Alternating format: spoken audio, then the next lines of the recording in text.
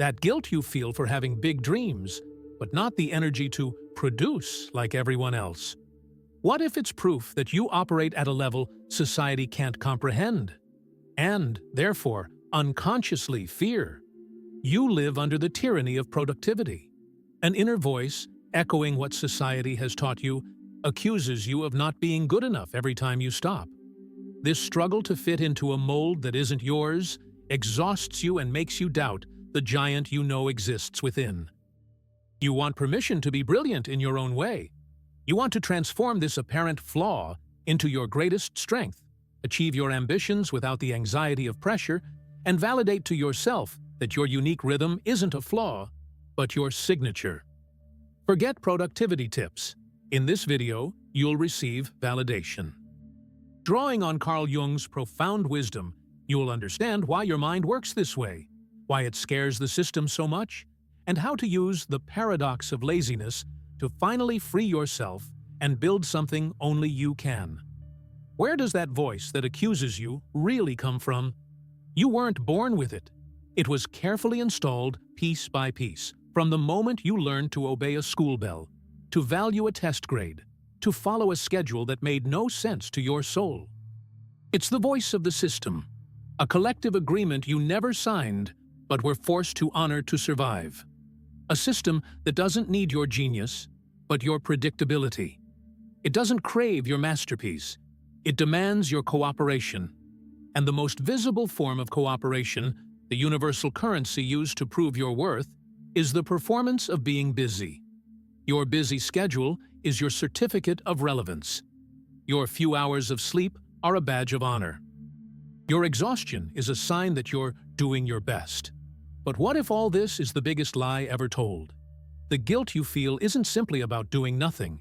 It's a much older, deeper feeling. It's the primal fear of betraying your tribe. It's the dread of being seen as a member who doesn't contribute, who doesn't carry his weight, and therefore deserves to be left behind.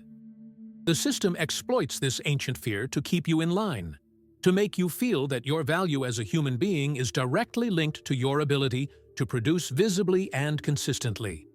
The question no one dares ask aloud is, produce what? For whom?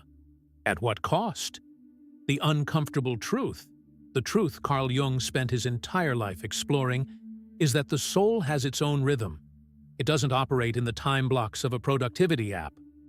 The creative mind, the source of all innovation and all great art, doesn't respond to spreadsheets or quarterly goals.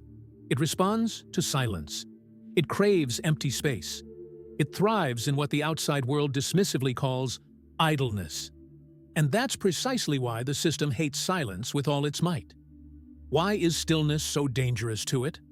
What is the system so afraid you'll discover if you simply stop for a moment? Perhaps it fears that, in silence, you'll finally hear your own voice. A voice that can whisper that the ladder you're climbing with such effort is leaning against the wrong wall. A voice that can reveal to you that your greatest ambition has nothing to do with what's expected of you. A voice that can give you the courage to simply climb down and find your own wall. The ambitious and lazy man is not a rebel shouting against the system. He is something far more dangerous. He ignores it. His existence is silent, but undeniable proof that the rules are not absolute. He is the mirror society refuses to look at, because by looking into it, every person who sacrifices themselves on the altar of productivity is forced to ask themselves, was all my suffering, all my anxiety, and all my haste in vain? The reaction is not mere disapproval, but visceral hatred, a profound fear. Because if he's right, then almost everyone else is wrong. And that's a truth too big to accept. This truth is an earthquake for the collective psyche, for it suggests that success, as we know it, is a construction, an elaborate theater where everyone has agreed to pretend the script is real.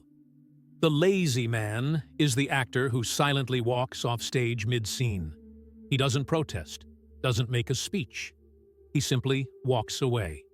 And his absence is more deafening than any cry of revolt. His departure exposes the fragility of the set, the artificiality of the dialogue, and the exhaustion of the other actors who, for a moment, forget their lines, and remember who they really are. They remember the dreams they stored in dusty boxes, the talents they atrophied to fit into a lesser role, the vitality they traded for a security that was never real.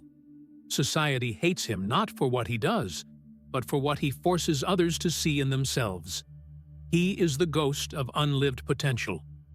Every moment of his apparent inertia is an insult to those who have sold their time, the only thing they truly possess, for a promise of stability. What they don't realize is that, in the process, they have been taught to distrust the wisest part of themselves.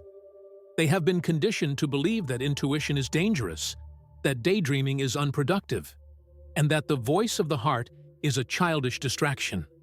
The system has taught you to betray yourself in exchange for acceptance. It has convinced you to amputate parts of your soul so you can fit into the box it built for you.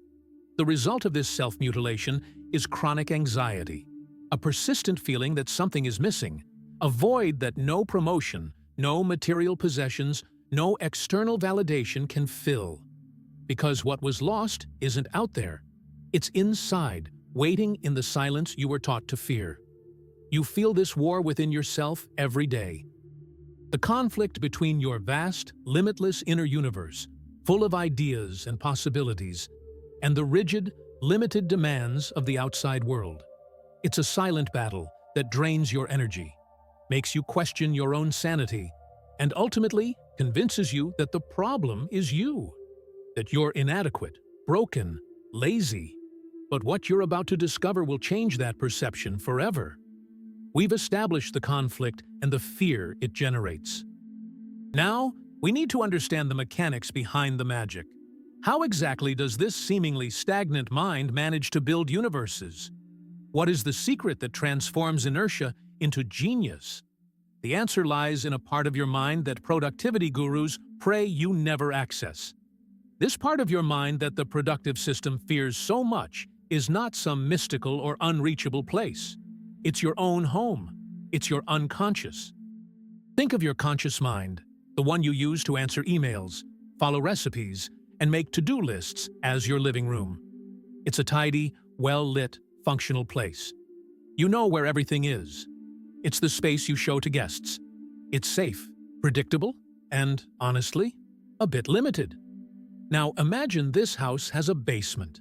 A vast, infinite basement that stretches for miles beneath the earth. It's not dark and scary like in horror movies. It's a vibrant ecosystem, full of rivers of memories, forests of archetypes, caverns of instincts, and starry skies of pure possibility. This is your unconscious. The creative mind doesn't operate in the living room. The living room is for executing orders. True creation, the gestation of something that has never existed before, happens in the basement. While your conscious mind is busy rushing around the living room, worrying about keeping everything clean and tidy, your unconscious mind is downstairs, working at a completely different pace. It doesn't follow clockwork logic. It operates on geological time, moving continents of ideas, forming mountain ranges of perceptions, and nurturing ecosystems of solutions you didn't even know you were looking for. What society calls laziness is actually the act of going downstairs and spending time in the basement. It's the moment when you stop arranging the furniture in the living room and simply sit in silence, listening to the sounds coming from below. At first, it may seem like nothing is happening, but gradually you begin to notice patterns, sense subtle movements, see distant lights. You're not doing anything. You're allowing the vast and ancient wisdom of your own being to communicate with you. Why is this so effective? Because your unconscious has access to all the information you've ever absorbed in your life. Every book you've read, every conversation you've had, every image you've seen, every emotion you've felt. Everything is stored there, not like files on a computer, but like living ingredients in a cosmic cauldron. While your conscious mind can only combine 2 or 3 ingredients at a time, logically and sequentially, your unconscious mind can mix thousands of them simultaneously, in ways that defy logic. It creates connections your conscious mind would never consider. It's the intersection of a childhood memory with a quantum physics concept you read in an article. It's the fusion of a melody you heard at the supermarket with a business problem that's been plaguing you for months. The result of these combinations isn't a logical answer. It's a quantum leap. It's inspiration. It's the idea that seems to have come out of nowhere. But it didn't come from nowhere. It came from the hole. It came from your basement. The productive person is terrified of going down to the basement. They've been taught that it's a dangerous place, full of monsters and distractions.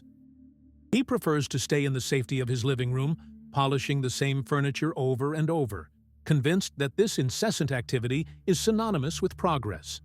He measures his day by the number of tasks crossed off his list, unaware that he spent the entire time simply rearranging what already existed.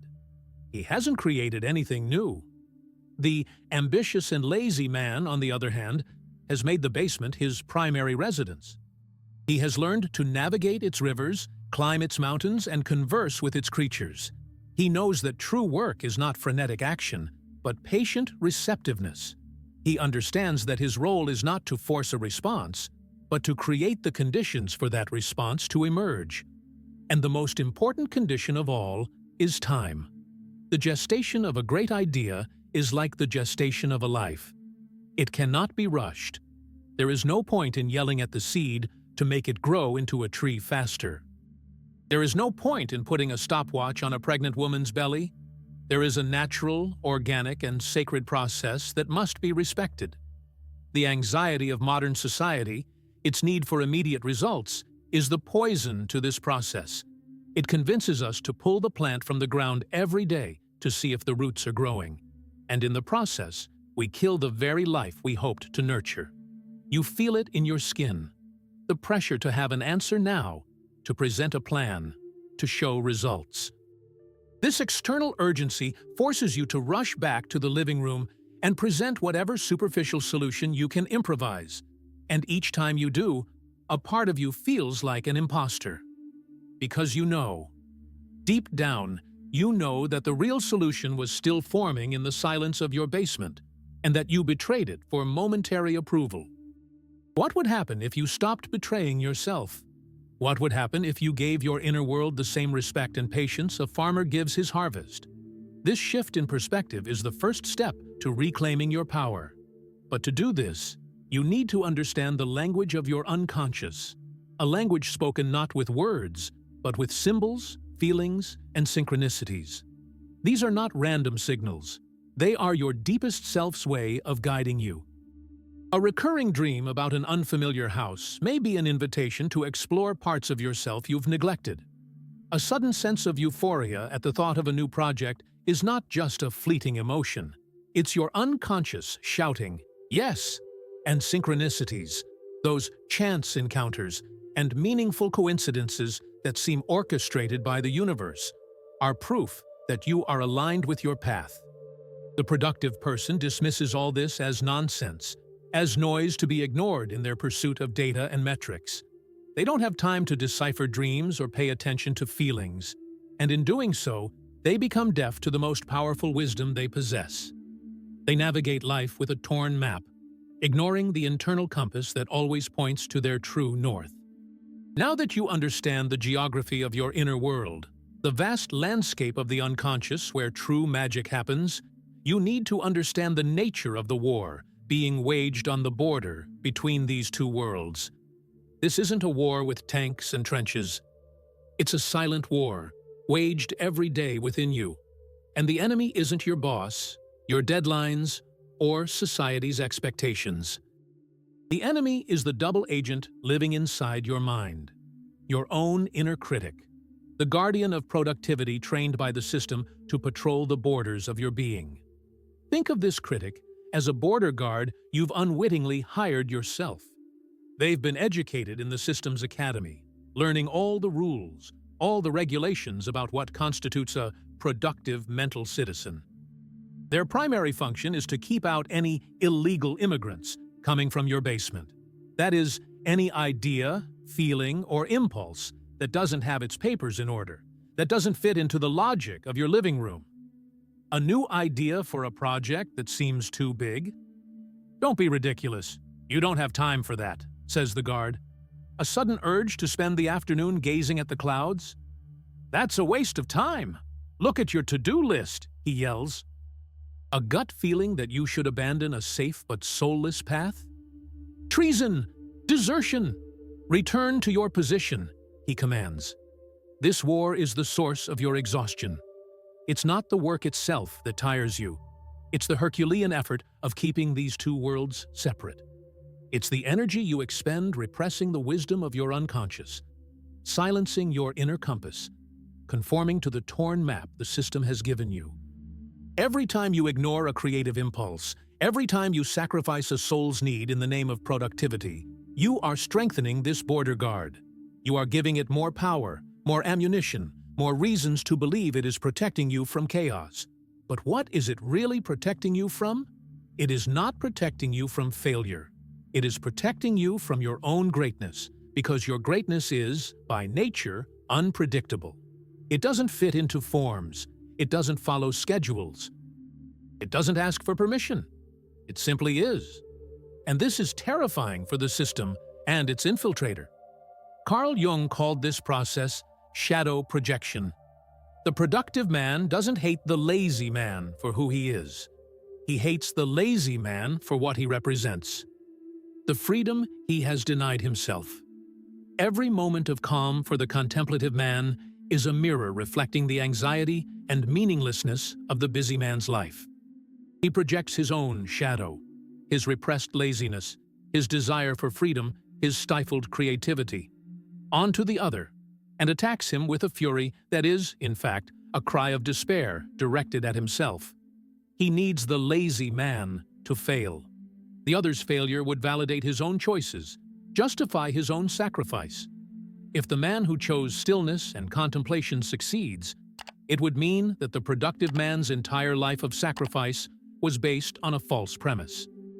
And this is an existentially unbearable truth. So, you're not just fighting an external system. You're fighting the internalization of that system. The battlefield is your own mind.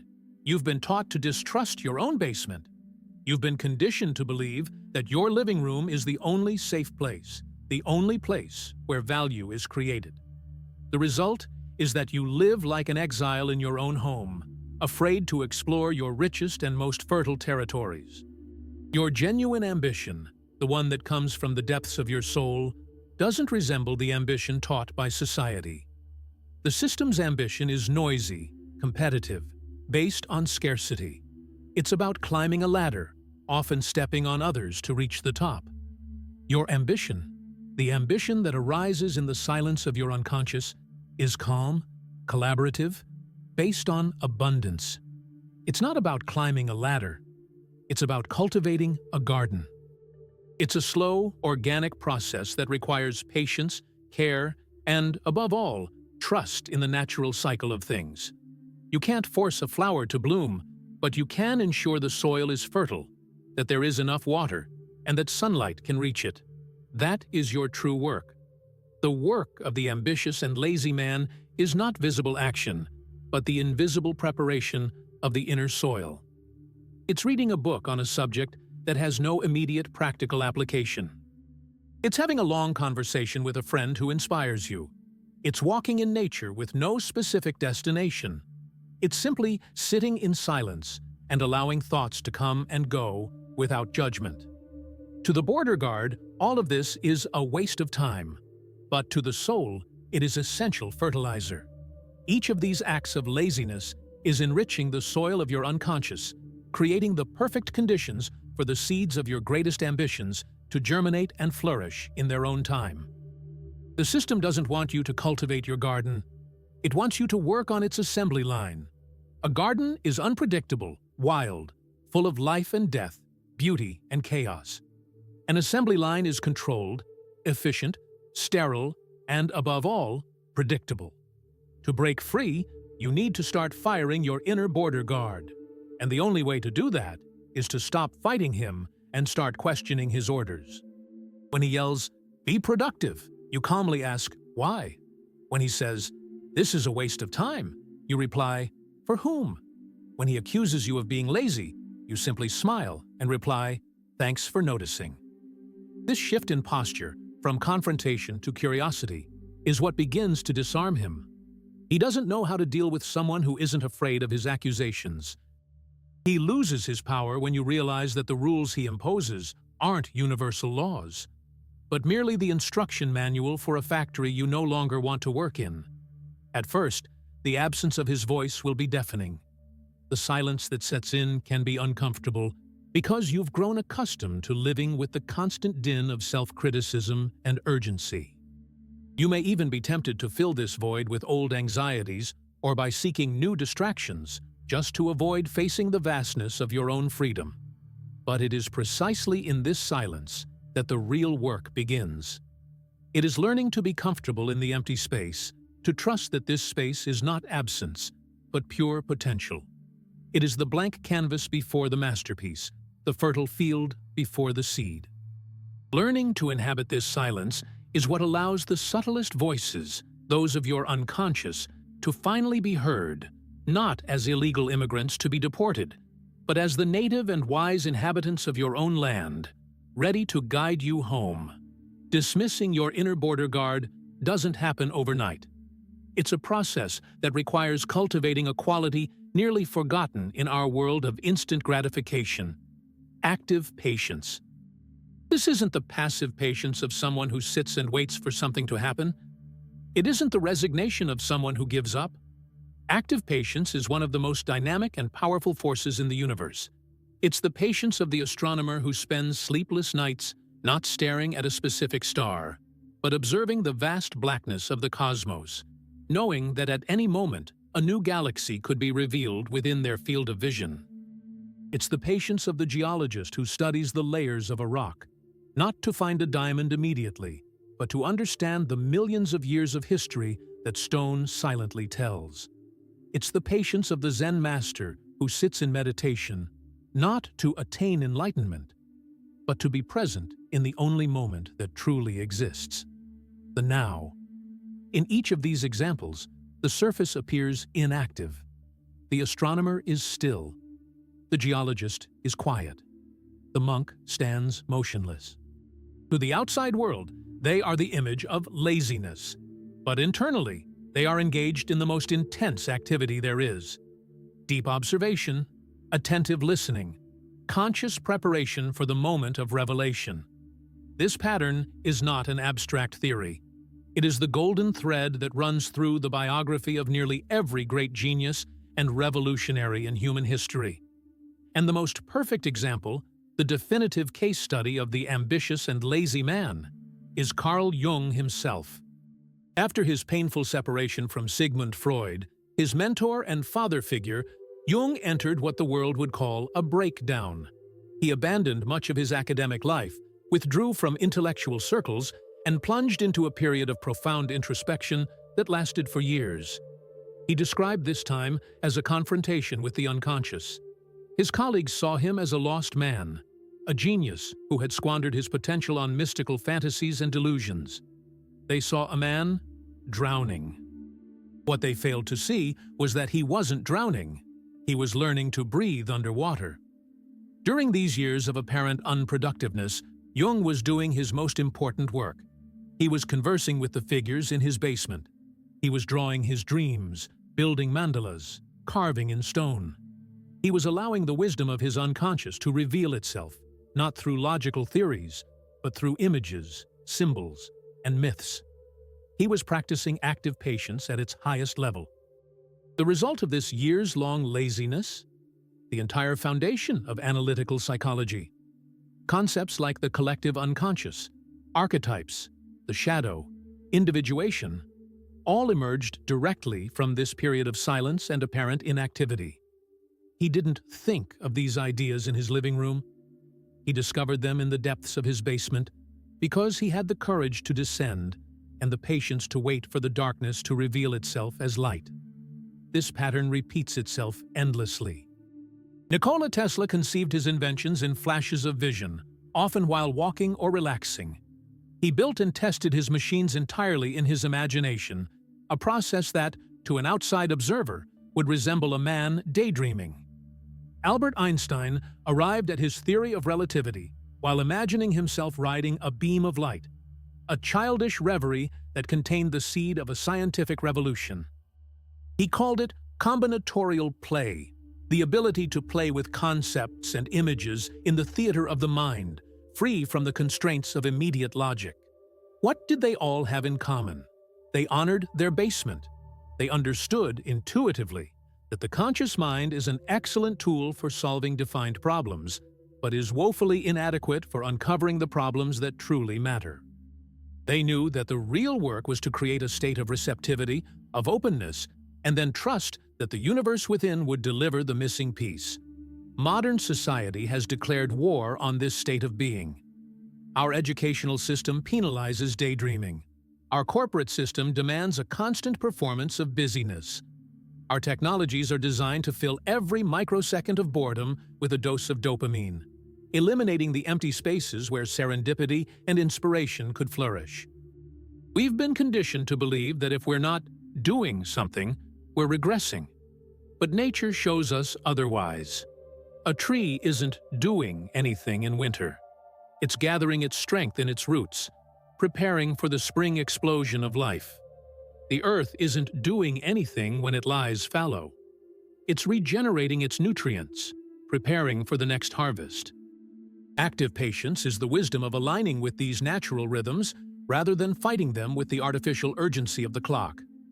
For you, this means beginning to see your periods of laziness not as failures, but as an essential part of your creative process.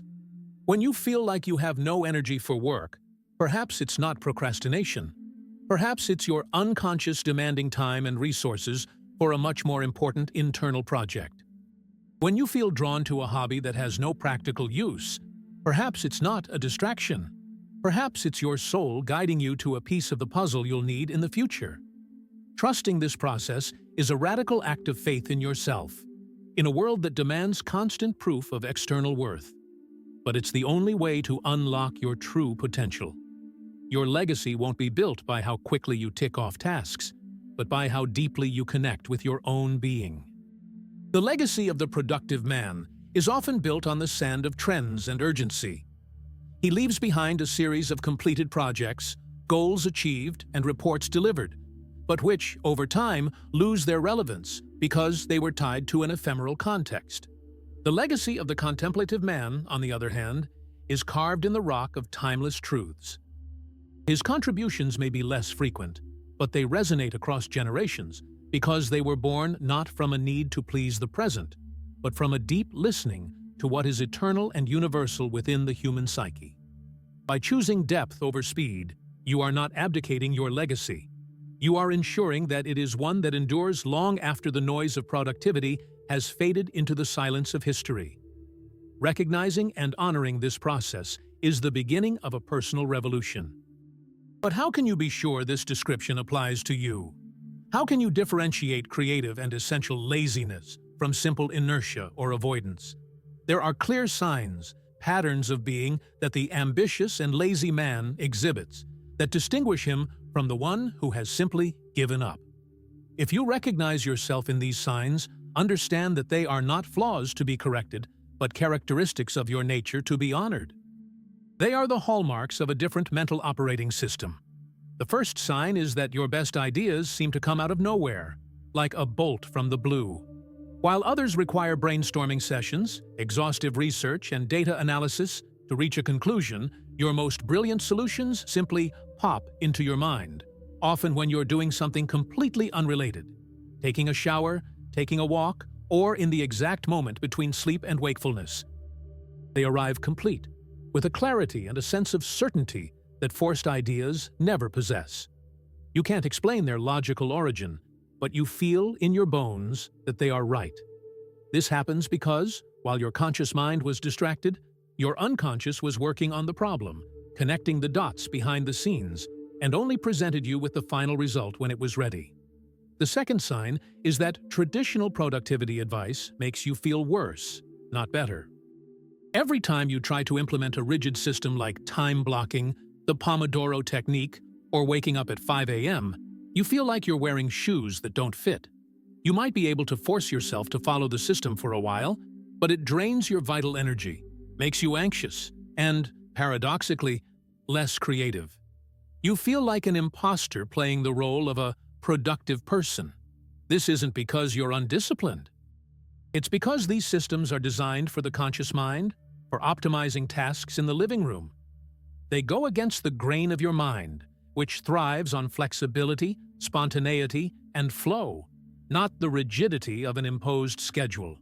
Your discipline isn't that of a soldier, but that of an artist. The discipline of appearing before the blank canvas, silence, and waiting for inspiration to reveal itself. The third and most important sign is that your energy works in waves, not in a straight, steady line. You weren't designed for the industrial rhythm of 8 hours a day, 5 days a week. You may have days of near-total inertia, where the simple task of responding to an email seems impossible. And on those days, you judge yourself, criticize yourself, call yourself lazy. But then, without warning, a wave hits. A surge of energy, focus, and inspiration so powerful that you can accomplish a week's worth of work in a few hours. In this state of flow, time disappears. The outside world fades away. You and your creation become one. These cycles aren't random. They're the natural rhythm of your creative tide. Days of inertia are low tide, the moment when the water recedes to gather strength and nutrients. Days of flow are high tide, the moment when the wave crashes against the shore with impressive force. Trying to be productive at low tide is like trying to swim against the current. It's exhausting and futile.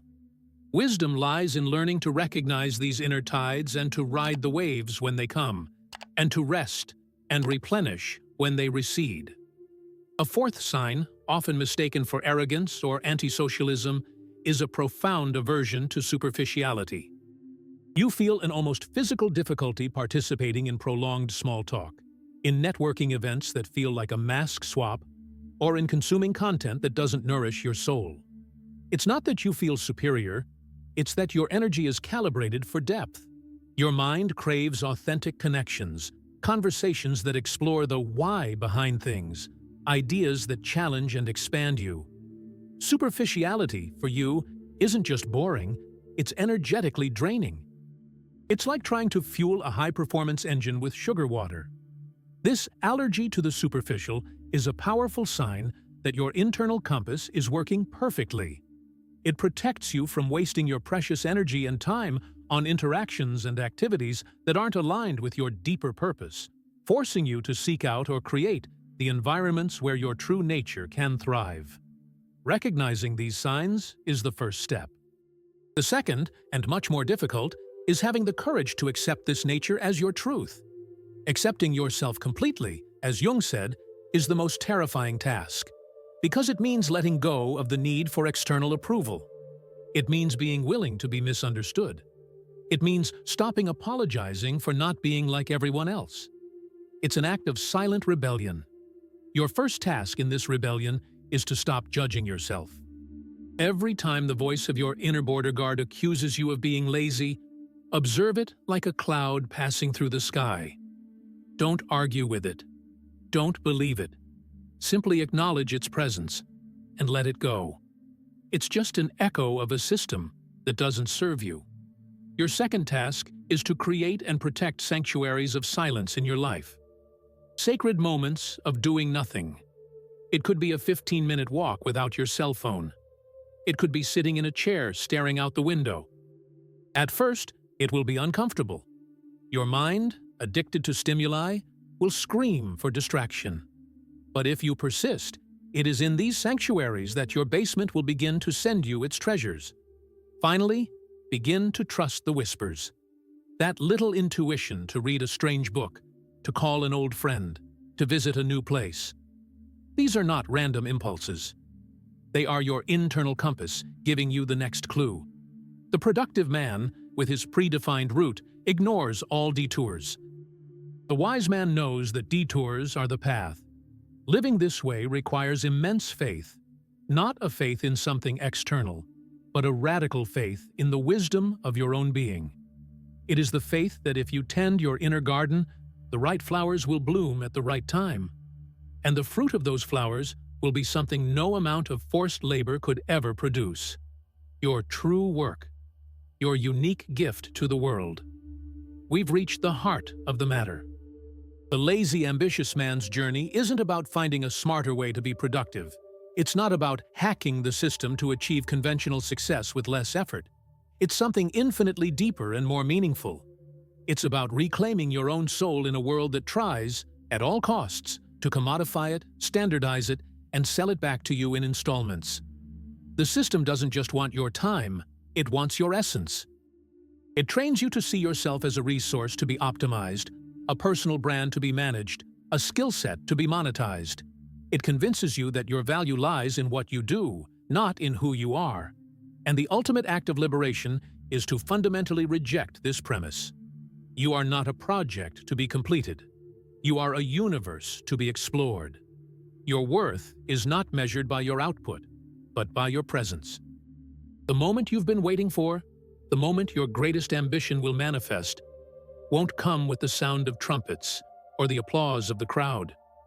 It won't be the ending of a Hollywood movie. Its arrival will be silent, almost imperceptible to the outside world, but unmistakable to you. It will be like the subtle change of seasons. One day, you'll simply realize that the winter of your doubt has given way to the spring of your clarity. The seed you've protected for so long in the silence of your basement will have broken the surface. And when that moment arrives, all the years of apparent laziness, all the misunderstanding you've endured, all the guilt you've struggled with, will make sense. They won't have been obstacles in your path. They will have been the path itself. Every day you spent doing nothing was, in fact, your soul weaving the invisible threads of your destiny. Every period of rest was your unconscious making the connections that conscious effort would have destroyed. Every moment of solitude was an opportunity for your true voice to become stronger than the echoes of the world. So what is success for someone like you? It's not wealth, status, or recognition, though these things may come as a byproduct. True success is reaching the end of your life and knowing, without a shadow of a doubt, that you were true to yourself. It's looking back and seeing not a straight line of achievements, but a rich and complex landscape of experiences, explorations, silences, and fluxes that make up the unique work of art that was your life. It's knowing that you didn't sell your soul in exchange for security. It's knowing that you had the courage to listen to the whispers of your heart, even when the world screamed in the opposite direction. This is the kind of success that cannot be measured, but can be deeply felt. It's the peace that comes from living in alignment with your own nature. It's the joy that comes from expressing your authentic gift, not the diluted version the system asked you to present. Society fears the lazy, ambitious man because he is a living reminder of a power we all possess, but most of us have been taught to repress. The power to create our own reality from within. The power to define success on our own terms. The power to live a soulful life. He proves that perhaps the problem isn't lazy people who need motivation. Perhaps the problem is a sick system that pathologizes the most natural and healthy human rhythms, and that tries to force the infinite diversity of the human soul into the gray, narrow box of economic efficiency. If you felt seen in this video, if my words echoed a truth you've always felt but never knew how to name, understand that you are not alone. You are not broken. You are not failing. You are awakening. You are remembering a language older and wiser than productivity, the language of the soul. The ultimate choice before you is not between success and failure, in the world's terms. It's the choice between a life of imitation, safe, predictable, and applauded, but which feels like a slow death inside, and a life of authenticity, full of uncertainty, misunderstanding, and silence, but which is the only one that makes you feel truly alive. It's the choice between being a successful copy or a magnificent original, with all its imperfections and unique rhythms. The system will offer you all the rewards and all the validation if you choose to be a copy. Your soul will only offer you one thing if you choose to be an original: itself. And in the end, that is the only possession that truly matters. This choice isn't a one-time event. It's a daily practice. It's the decision you make upon waking, to honor your low tide rather than force a productivity that doesn't exist. It's the courage to say no to an invitation that drains your soul, even if it disappoints others. It's the discipline of protecting your quiet time as the most valuable resource you possess. There will be days of overwhelming doubt, days when the world's path seems easier and more seductive. There will be moments of solitude when you look at others celebrating their conventional victories and wonder if you made the right choice. It's in these moments that your faith in your process is forged. It's the reminder that you're not building a resume for the world, but a legacy for your own soul. The question now is not whether you will achieve your ambitions. The question is whether you will have the continued courage to trust your process, to honor your rhythm, and to protect your silence, enough to allow them to emerge in their fullness. Because Carl Jung was right, your vision only becomes clear when you look within your heart. And sometimes, the most ambitious and most productive thing you can do is simply trust what you see there, even when, and especially when, the rest of the world can't yet see it. The ambitious and lazy man is not society's problem.